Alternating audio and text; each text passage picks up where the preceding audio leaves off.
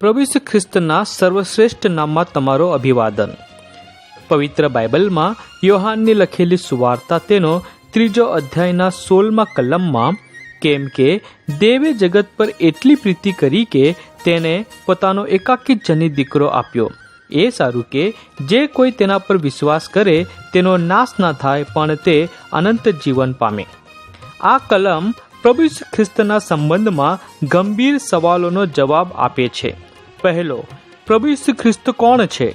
પ્રભુ ઈસુ ખ્રિસ્ત દેવનો એકાકી જનિત દીકરો છે, એટલે કે તેમાં દૈવિક બધી જ પરિપૂર્ણતા છે.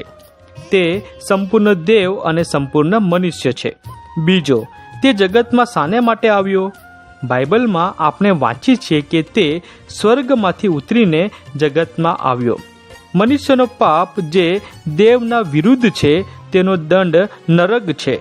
આ દંડ મનુષ્યના સહન કરવાથી બહાર છે. આ વિનાશથી મનુષ્યને બચાવવાને માટે તે જગતમાં ઉતરીને આવ્યો અને પોતાની જાતને બલિદાન કરી દીધો. ત્રીજું, તેના પર વિશ્વાસ રાખવાથી શું લાભ છે? મૃત્યુમાંથી સજીવન થવાના કારણથી તે મરણ અને પાપ પર વિજય થયો છે, અને હવે જે કોઈ તેના પર વિશ્વાસ રાખે છે તેને પ્રભુ ઈસુ ખ્રિસ્ત પોતાના જયવંત ઉત્સવમાં લઈને ફરે છે.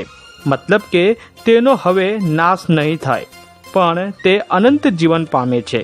પ્રભુ ઈસુ ખ્રિસ્તના જયવંતમાં તમે પણ જોડી શકો, માટે દેવ તમારી મદદ કરે. આભાર.